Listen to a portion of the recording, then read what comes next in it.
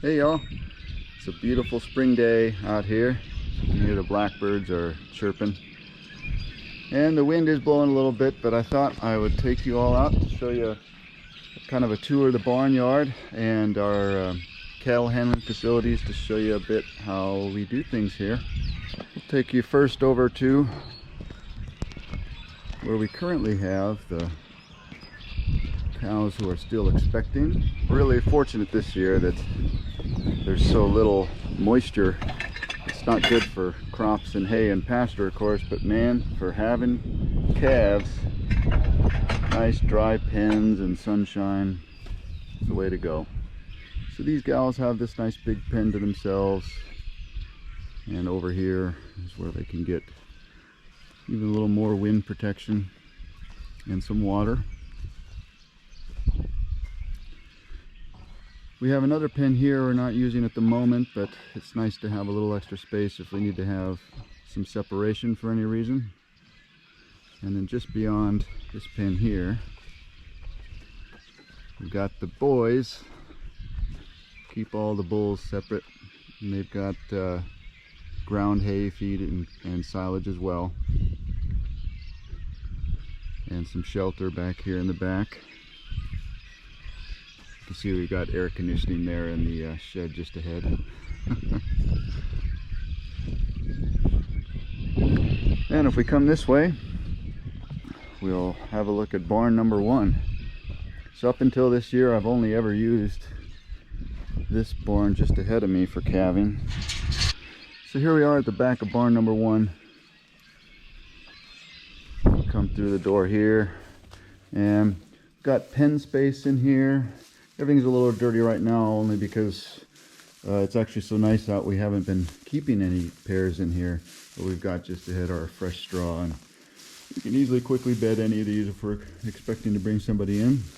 This here too, we've just kind of got a makeshift end of our alleyway, so we can shut this and just basically just bring the cattle in and out here. They can go to either side, just like a hallway of sorts.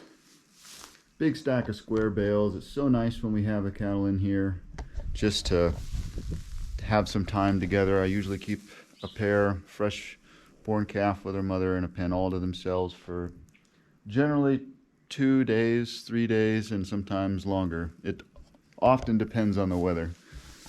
But when they're in here together or in a pen, it's very easy to feed them by hand. Just grab a bale and take it to each pen as needed.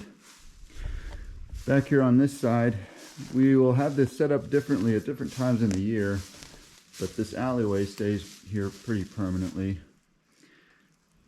And we put this together. It's actually kind of a concoction of sorts of some different gates, and these alley gates. We've kind of modified pieces that we've gotten here and there. You can see where some of the candy cane looking paint is. That's just to cover up the welds and protect them from rusting. But it's very nice. We have this working alleyway. When we do large number of cattle, we of course do annual vaccinations where everybody comes through. It comes up to this self-catching head gate, this high hog chute. I of course am not getting a dime to say so, but this chute is a lifesaver, particularly when you work a lot on your own. Which of course in the beginning, it wasn't just me, so a lot of things had to be set up to be a one-person operation. So you have a rope here, just so you can operate this from the front of the chute. Hard to do with just one hand and no glove here, but so you can catch the gate just like that, and then bring the cow in. These are up here. I was helping a young one learn to eat, so I had to bring this up. This is why this is set up this way right now. Anyway, you bring the cow in this way, sometimes with the help of these fellows, and then you can manually shut this gate, or it's set up as a self-catch. So if you aren't familiar, the idea is that as the cow comes this way, she will instinctively want to just come straight through here, but the shoulders will catch here and bring this all the way up so that it catches and then we can safely work. And this also has a separate door. If we need to vaccinate, we can reach the neck area here. And then, as I was kind of alluding to, these, I'll bring them down so you can see what they look like otherwise. These are ordinarily down like so, but if you need to access, as we did the other day, the bottom of the cow for a variety of reasons, in this case to reach the udder, then these doors can be lifted up. And I have this sort of on here as a makeshift hold for, so I was mentioning we kind of pieced these things together. So more welds and things here. These are not original to this. So we had to find some kind of a way to keep this taut, because as cattle come through here, it was shifting and coming off. Also, you can see the chain, and then some more piping over there that's welded on again. We're just trying to make it work best we can, but it works exceptionally well. It gets a little better every year. We think of something new generally that we can add or do differently, or both. So this in total is barn number 1. We've also got a roller mill over here. I've not used it all this year, but this was part of the operation when my grandfather was here. So we'll go back out the end of the barn here. Just on the outside, I have a couple of different directions to go with gates and some outdoor pens where we actually have recently born calves. I'll show you. Here's another item we learned along the way, and it's just the way this barn is set up. Of course, if you want to bring cattle in, this kind of a door doesn't work very efficiently, particularly this wood part. This right here is a lesson that I learned pretty early on. If a cow sees even an inch of daylight and she wants to go out, she's going to try to go through it. Normally, when we really need the utmost of wind protection, I just have some plywood to stick behind here. And the reason I haven't fixed it really is because we've since transitioned to using this gate. It works much better because as a cow comes in, you can just follow her with the gate like so. Okay, we'll walk this direction. Here is one direction we can go. This is we refer to it as the water pen. It's basically an area where, of course, the water fountain, the reason it's named such, but we can bring cattle in if they've just calved. Typically we'll bring them in through this gate and get everybody else out of the way so we can shut this, and then bring them either in here or around the corner to these outdoor pens where we'll go next. So just on the south edge of the barn here, we have another water fountain here that serves a large pen on the other side.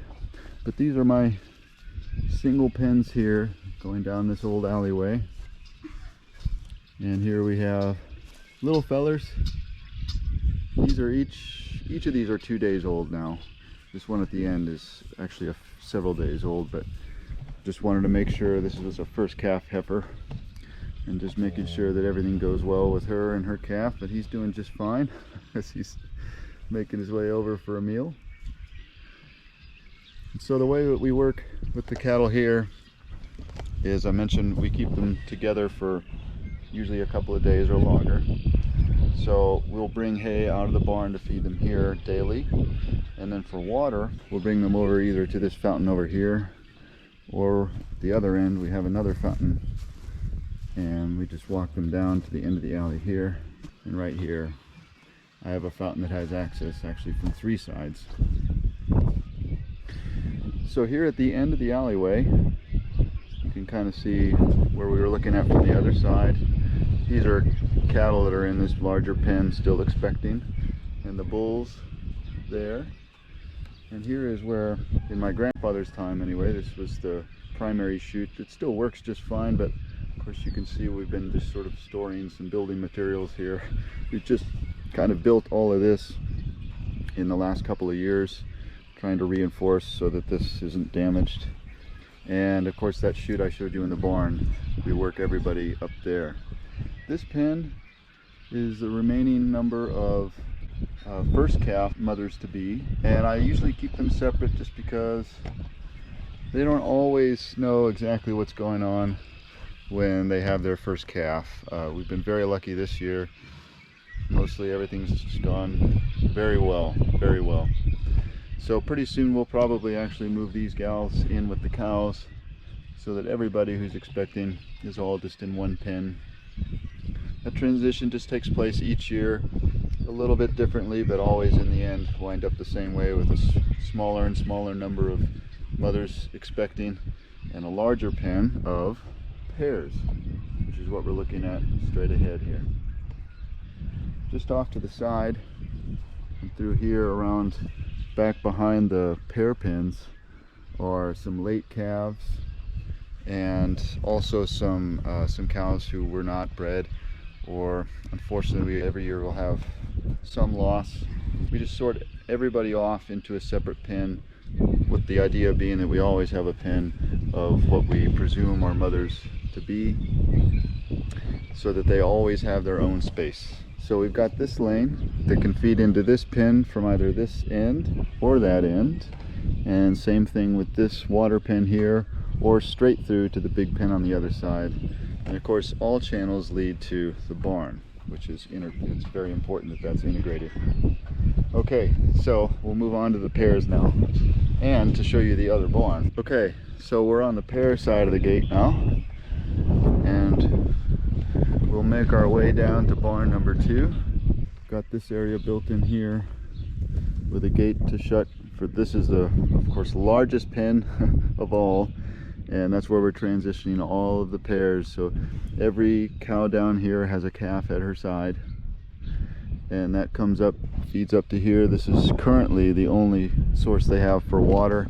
That's one thing if you've got a ranch, you've got a list of things that you want to do. Water fountains are on my list to better serve these areas down here, so that they don't have to come all the way up here, and we can just let pens be separated. Total, I have 3 fountains. You saw the one here that we walked past, one up at the pair pens, and then the one in the pen that we've termed the water pen. So they're all very close to the barns. So as we go through here, we can see too, we've installed a gate, go to this larger pen. So really the idea being that we can bring cattle from any of these areas into a barn. So if weather is not favorable, we can bring in one pair, one animal at a time, or a large number if need be. Sorry to disturb you guys.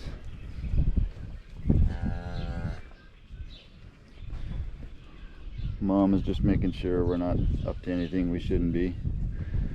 I'll just let us in here. Okay, so as I mentioned, we cleaned out a second barn down here, which, when I say cleaned out, it's always been very difficult to work in here because the ground tends to be very wet.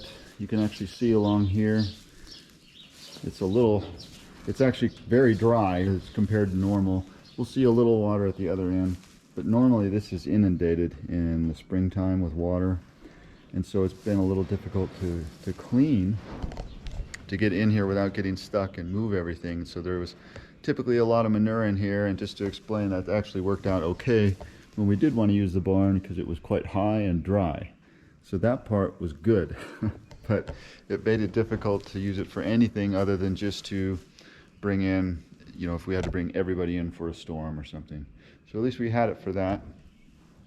But now that we have it cleaned out, we've come in and put gates on both sides. The other side we've got set up for storing hay and bedding. More work to be done with this. So to water the cattle, if we're in here and we're keeping them for a couple of days at a time, in order to water them, we have 2 choices. One, spigot here. I can run water through a hose, 1 pen at a time, but that takes quite a bit of time. So typically, especially if we have each of these pens full, we will just let the cattle out one at a time through this gate, all the way up to the water fountain over here, which isn't too bad. I mean, it's part of chores every day, but it would be nice perhaps set up some kind of a system, maybe where we at least either have a fountain in here, or maybe run some PVC pipe and have tanks in each pen. We have just one heifer in here. We'll go ahead and transition them outside this afternoon, It's so nice out. Little one is doing just fine now. So always like to take a little time just to make sure that everything's good before we put them out with everyone in the elements. So you can see here a little what I was mentioning about water. I'll have to record a video in what I would call an ordinary year, and you will see this is very prone to filling with water. And that's very dangerous for little calves. It can slip or get stuck, and nothing good happens with water. Another thing I need to fix up here is just to create some kind of a door, because to get through here you just sort of climb over top. On this side, just been replenishing this as needed. All of the straw that I have this year is from the previous year or older. So what we did is bust up large bales and just take the cores, which are still good. The outside gets kind of rotten. I've got all this space back here to do something with, so the idea being probably more hay storage so we don't have to replenish that measly little pile at the other end. Or perhaps, who knows, maybe more pens, or always can use more space to store equipment. So maybe permanent winter storage for something we don't use in the wintertime could be here. And I guess this is what this is as well. This loader goes on the M, which you've seen if you watch the channel. So we have just a lean-to space where these pairs can come in and get out of the rain or the wind or the snow. I hope you enjoy the tour of the barns and just a quick look at how we can control the flow of cattle if we want them to go to or from the barn and to have their own places to spend time with one another. Here's 297, he's just a few days old. To explain the multicolored ear tags, you'll see I've got kind of a system going to help us when we're sorting. I do keep some herds separate so that they're running with different bulls. I do like to keep some of my own heifers, and if I do that, then of course I want to make sure that they go with new bulls when they go to pasture. So that's part of the reason. And we also do rotational grazing here. So how I have pasture set up also kind of determines how many head of cattle I would like to run together in any given rotation. Also, we have green tags for the boys and yellow tags for the gals, and that helps come sorting time as well. Here in just a little bit, Giannis will be along and we will turn out those pairs. A person can always do it by himself, but like a lot of jobs on the ranch, it's always easier with two. Well, thanks for coming along on this short video, guys. See a tour of the facilities. We'll do a similar video for shop and equipment at some point. Hey, boss. Thanks for coming along, guys. I'll chat at you later.